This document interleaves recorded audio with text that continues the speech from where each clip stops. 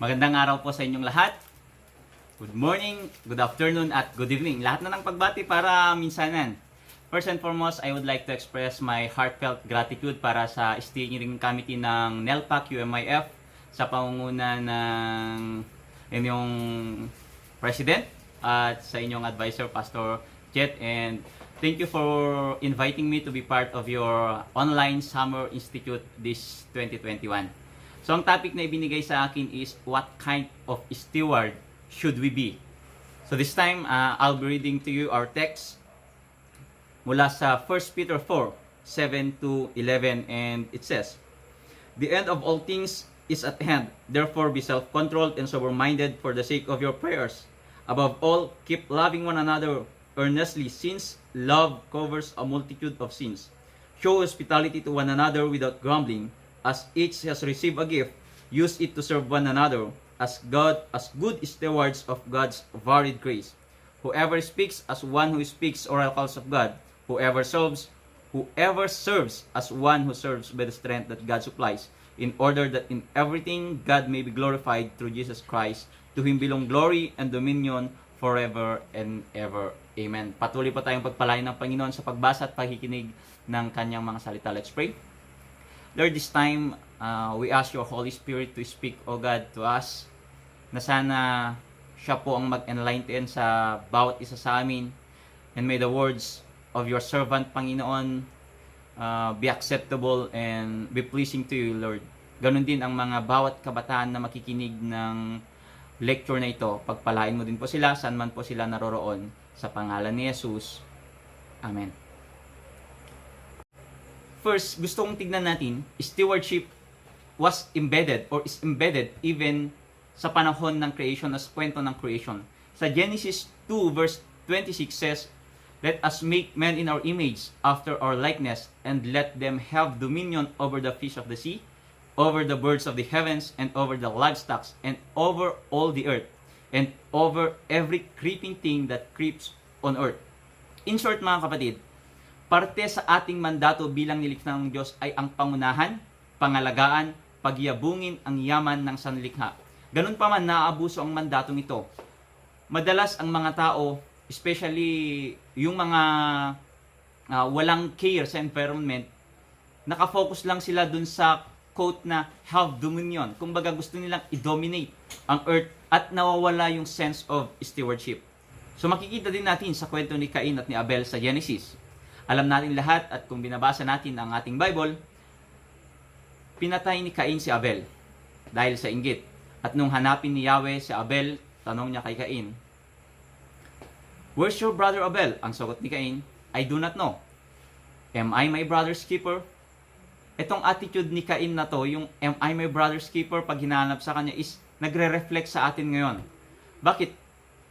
Pag tinatanong nila sa atin ng ating bakit ako ba ang tagapag-alaga? Ako ba ang tagapagbantay? Yung tipo bang sinasabi natin, di ko alam. Wala akong pakialam sa kanya or wala akong pakialam sa kanila. Bakit responsibilidad ko ba kung may pinapatay? Bakit responsibilidad ko ba kung may nagugutom? We forgot that we are our brother's keeper. Tayo ang tagapagkalinga at tagapag-alaga ng ating mga kapatid. Hindi lang tayo tagapag-alaga ng kalikasan, bagkus tagapag-alaga din tayo ng ating mga kapatid at ng ating kapwa. Stewardship is one, if not our primary purpose as humans created in the image of God. So dito tayo ikot. Alalahanin natin that we are only stewards. So dun yung tignan natin, guys, no? That we are only stewards. We own nothing. However, even this time, ang problema is there are people who wants to have everything. Binigyan tayo ng Diyos ng kalayaan bilang kanyang katiwala. Kalayaan upang gamitin, pagyabungin, at ipamahagi ang kayamanang kanyang kaloob, hindi upang abusuhin. Sa ating main text, hinihikayat tayo to become a good stewards. And the very foundation of stewardship or good stewardship, according to our text, is love. Ulitin nga natin, love. Sabi sa verse 8, "Above all, keep loving one another earnestly." Liwanagin natin, if we talk about stewardship, we are not only talking about how we take care of the environment or how we use our gifts, our talents as a son of or as a children of God. Kundi kaakibat nito is how we deal with other people, how we deal with our fellow, paano natin kalingain ang ating kapwa. Now, the question is, how to become a good stewards? How can we express our love? Of course, to others and to the rest of creation. So, 3 things, 3 S ang gusto kong ibahagi ngayon. First, being a good steward or expressing our love to others is serving others. Magsilbi tayo sa iba. But the question is, who are the others?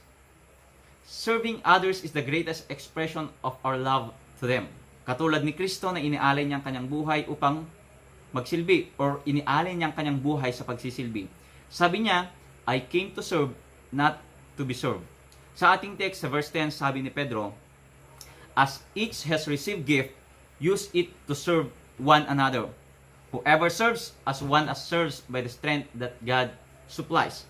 Aside sa pagmamodelo ni Jesus kung paano natin mahalin ang ating kapwa sa pamamagitan ng pagsisilbi, itinuro niya rin ito sa pamamagitan ng isang kwento or sa pamamagitan ng isang parabola, the parable of Good Samaritan. And of course, if we read our Bible and pray every day, alam natin yung kwento ng mabuting Samaritano. So, mayroong isang taong binugbog, nakahandusay sa daan, at may 3 taong dumaan. Unang-una, yung pari. Dumaan siya, hindi niya pinansin. Pangalawa, yung Levita. Dumaan din yung Levita, hindi niya pinansin. Pangatlo, yung Samaritano. Samaritano na hindi niya kalahit at hindi niya alam. Samaritano na parang hindi kasundo ng mga Hudyo during that time. Ngunit siya yung tumulong dun sa nabugbog na tao. At hindi lang yon, tinulungan niya, dinala niya sa pagamutan. At pagdating sa pagamutan, sinabi niya sa pagamutan, sige, gamutin mo, pagigihin mo, kalingahin mo, alagaan mo, at kung anuman kulang ko, babayaran ko pagbalik ko. Tinanong ni Jesus sa kanila. At sabi niya, so sino sa kanila ang naging mabuting kapwa sa binugbog? At ang sagot nila is yung Samaritano, yung mabuting Samaritano. At sinabi ni Jesus, so humayo ka at gayahin mo ang kanyang ginawa. So itinuturo sa atin sa kwento ng mabuting Samaritano that the best expression of love or the best expression ng pagkalinga sa kapwa ay yung pagsisilbi or selfless service. So according sa scholars, maaring hindi pinansin ng Levita or ng pari ang nabugbog dahil sa way to Jericho is very dangerous or considered a dangerous way. Or kumbaga sa salita natin ngayon is salvage zone. Isa pa, hindi sila pwedeng humawak ng sugatan kasi sa kultura nila, they will counted as parang madumi kung hawakan nila ang isang nakahandusay na tao. Pero itong Samaritano, hindi niya inalintana ang peligro. Hindi niya inisip kung baka nagkukunwari lang ito. Hindi niya inisip ang possible negative circumstances ng magiging action niya or ng pagiging pagtulong niya doon sa binugbog. All he wants is to help the stranger na naghihingalo. In this particular text, sa kwento ng Good Samaritan, binabasag niya yung idea na minsan ayaw natin tumulong kasi hindi natin siya kauri. Minsan ayaw natin tumulong kasi natatakot tayo. Minsan ayaw nating tumulong kasi baka nagkukunwari lang or baka tinotolerate lang yung katamaran ng taong ito. Minsan ayaw natin tumulong kasi baka bawal ito sa paniniwala or sa tradisyon. O kaya dahil hindi natin sila kilala. Sa kwento rin ng Good Samaritan, Jesus Christ is trying to emphasize that we need to help because we love. Or we are helping because we are loving. We help because somebody needs it. And we need to remember that serving others is the best or the highest expression of love. Serve others by showing compassion. Serve others by showing respect. Serve others by showing care. In short, pagpapakita ng pagkalinga. Serving others is one of our mission as Christ's disciples. Second, share your resources. Balitin natin. Share your resources. Ano yung gift? Ano yung merong gift sa akin? Ano yung pwede kong ibahagi sa iba? Sabi ni Pedro sa ating teksto, as each has received gift, use it to serve one another. Pinakagustong kwento ng sharing is yung feeding of the 5,000. At natural, if we read our Bible and pray every day, alam natin yung kwento ng feeding of the 5,000. Sa mga lumaki sa VCS, of course, alam natin panigurado ang kwentong ito. So sa isang burol, nagtuturo si Jesus, matatagpuan sa Mateo 14. At nung hapon na, medyo paggabi na, syempre nagugutom ng mga tao. At ang sabi ng mga alagad kay Jesus, pagawi di mo tamapandag biro kiti kaninda. Pauwiin mo na at maghanap sila ng kanilang kakainin. Di ba ganun minsan yung first response natin pag may nagugutom? Parang, uwi ka na at maghanap ka ng kakainin mo sa bahay. Uwi ka na. Or kaya minsan, hindi nga natin pinapansin. Ayaw natin mag-take ng responsibility katulad ng mga alagad. Worse, madalas, kahit gutom na tayo, ayaw natin maglabas kasi ayaw natin magbahagi sa iba. Kasi baka humingi yung katabi natin or baka kulangin yung inihanda natin. Pero si Jesus hindi niya pinauwi yung mga tao. Imagine, 5,000 hindi niya pinauwi. At ang sabi niya, kayo ang magpapakain sa kanila. Hindi magkasya ang 200 denari, hindi magkakasya ang ating pera sa ganito karaming tao, sabi pa ng mga alagad. Ngunit, ang sabi ni Jesus, mapapakain natin sila. At naghanap ang mga alagad ng makakain. And of course, alam natin ang kwento. Ang naglakas loob na maglabas ng kanyang baon ay isang bata. Bata na hindi nasali sa bilang. Kasi sabi niya, 5,000 aside sa babae at sa mga bata. Bata na maaaring gutom na gutom din. Bata na iniisip ng iba na pwedeng walang magagawa. Pero sa kanyang 2 isda at 5 tinapay, nagawang makakain ng 5,000 sa panahon na yan. At may natira pa.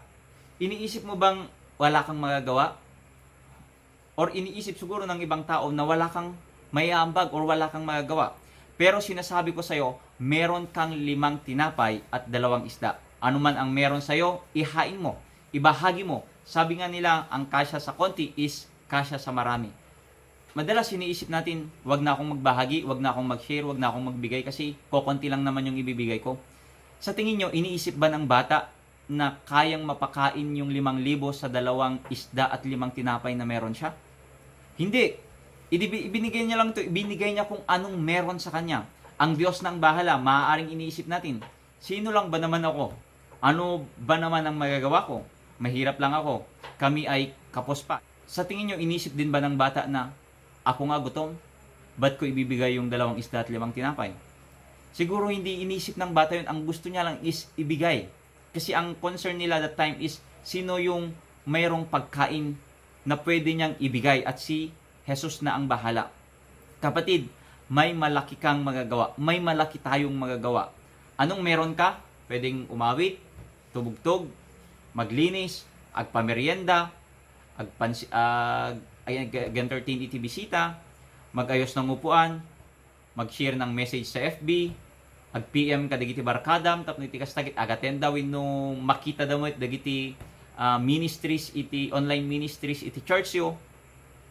So, marami tayong pwedeng gawin lalo ngayong digital age, especially sa inyong mga kabataan na magagaling sa technology. So, gamitin natin lahat ng resources na bigay ng Diyos or meron sa atin ngayon na bigay ng Diyos. Maaaring sa paningin natin is walang magagawa ito or maliit lang ito or konting bagay lang ito. Basta ang hinihiling ng Diyos is ibigay natin at sigurado gagamitin ng Diyos ang maliit na meron sa atin upang ipakita ang kanyang kadakilaan. Katulad ng pagpapakain niya sa 5,000 sa pamagitan lamang ng 2 isda at 5 tinapay. Let us always remember that sharing is the highest expression of gratitude. We share not because we have plenty, but we share because we know the feelings of having nothing. We share because we want to thank God. We share because we care. We share because we want to glorify God. So how to become a good steward? First, we need to serve others. Second, we need to share our resources. And third, we need to save the environment. Bilang mga kabataan, lalong-lalo na bilang kabataan sa iglesia, paano tayo nakikibahagi sa pag-preserve ng kalikasan? Saving, preserving, and conserving the environment is not just a social obligation, but a calling as a children of God. Remember, we are only stewards. Sabi nga sa Psalms 14, ang mundo ay pag-aari ng Diyos at walang sino man ang nagmamay-ari, ang Diyos lamang. Hindi lang natin minana sa ating nununo ang lupang ating ginagalawan, bagkus ito ay ating utang at pananagutan sa mga susunod na henerasyon. So kung paano at ano ang kapaligirang kamumulatan ng susunod na henerasyon ay nakabase sa kung paano natin ito tratuhin ngayon or pangalagaan ngayon. Nasa Book of Discipline din natin under our social principles bilang Metodista ang responsibilidad o ang ating pagkatawag or ang ating calling bilang tagapagkalinga ng ating inang kalikasan. Sabi niya, we affirm that all creation belongs to God and is a manifestation of God's goodness and providential care. Human beings, non-human animals, plants, and other sentient and non-sentient beings participate in the community of creation, and their flourishing depends on the care of all God's creation. Rather than treating creation as if it were placed here solely for humanity's use and consumptions, we are called to practice responsible stewardship and to live in right relationship with the Creator and with the whole of God's creation. Sabi pa niya, we affirm our sacred calling to be responsible stewards and lovingly tend all that God has wrote. So makikita natin that even our church, the United Methodist Church, affirms that as God's children, kailangan nating pangalagaan ang ating inang kalikasan because this is part of our call. Ito yung isang mission natin. And we also need to remember that saving the environment is saving the life of the next generation. Saving the environment or saving the creation is a respect to the Creator. So these three things na ibinahagi ko sa inyo ay nagpapakita sa atin on how we are becoming a good stewards. First is we need to serve others. Second is we need to share our resources. And third is we need to participate in saving the environment. However, there are barriers that keeps us becoming a good stewards. Or should I say barriers that keeps us from loving our neighbors. So pag sinabi nating neighbor, hindi lang ibig sabihin yung kapwa nating tao, kundi kahit yung ating inang kalikasan. Gusto kong ibahagi sa inyo ulit ang tatlong S. Ito yung mga barriers. Yung mga hadlang sa ating pagsisilbi or pagpapakita ng kalinga or pagsaserve or kaya pagsishare or kaya pagsisave ng environment. Tatlong S din. First is selfishness. Yung tipong me, myself, and I. Mine, mine, mine. Yung uso siya shopping, yung dati sa magida kayo nga online shopping, puro mine, mine, mine. Parang we don't want to share. Parang ako lang, sa akin lang, sa akin. So lahat ng biyaya parang sa akin lang. Sarili lang natin yung iniisip natin. But paborito naling kanta is I don't care. Yung mga kanta din, I don't care. Yan. Yung I don't care parang pakit dita, awan iti pakialam ko dita, parang sa anak mit nga affected, wala akong pakialam. Kumbaga, sarili lang natin yung inisip natin. Very selfish. Yeah. And selfishness is napakalaking barrier para sa ganun. Ipakita natin yung pagiging good steward natin sa iba. Yung pagsiserve natin sa iba. Yung pag-share natin ng ating resources. Kasi nga, makasarili. Puro sarili lang ang iniisip. Second is superiority.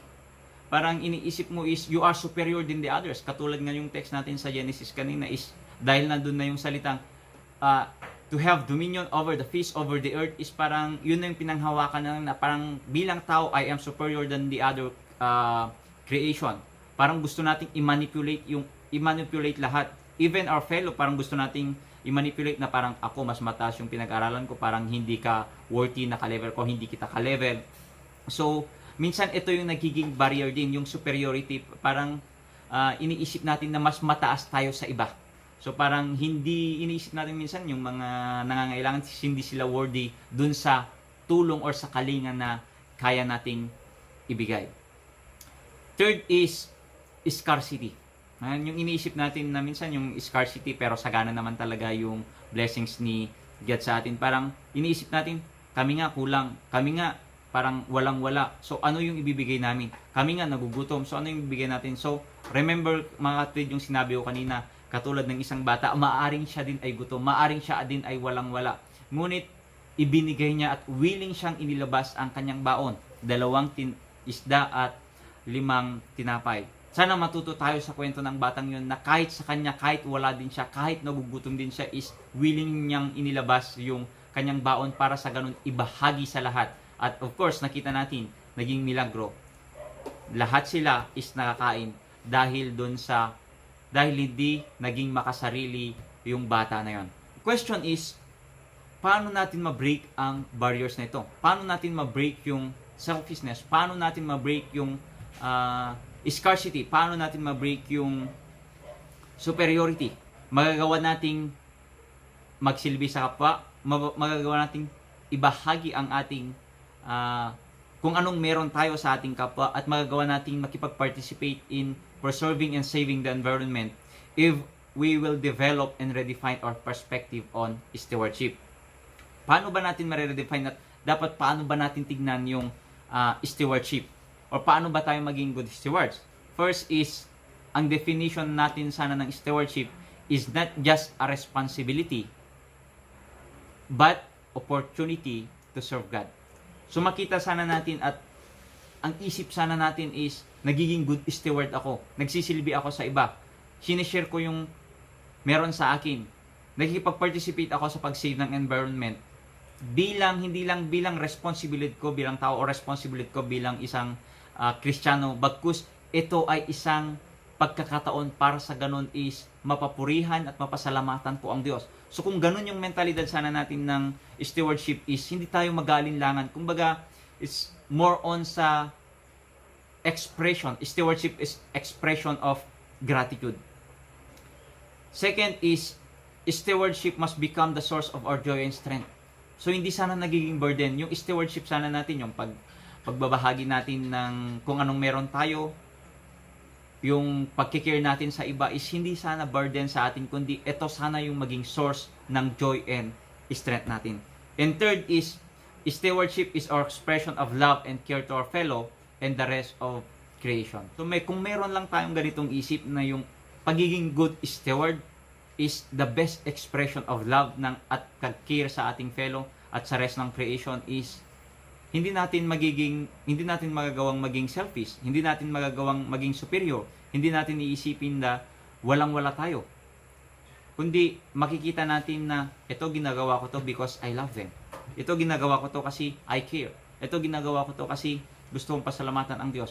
So kung ganito natin tignan ang stewardship, panigurado ko, we will become a good stewards. Gusto kong ibahagi sa inyo ang sinabi ni Pope Francis sa isang quote. Sabi niya, rivers do not drink their own water. Trees do not eat their own fruit. The sun does not shine on itself, and flowers do not spread their fragrance for themselves. Living for others is a rule of nature. So, makita natin, living for others is a rule of nature. We are all born to help each other. No matter how difficult it is, life is good when you are happy, but much better when others are happy because of you. At bilang panghuli, gusto ko kayong paalalahanan at gusto kong baunin natin ito. Dalawang prinsipyo ng stewardship. Being a good steward is just a response to the goodness of God sa ating buhay. Second, being a good steward is not just an obligation to do, but it's a call to pursue. God bless you po, and good evening, good day. God bless po sa ating lahat. At mabuhay kayo, taga NELPAC. Mabuhay kayo, UMYF NELPAC.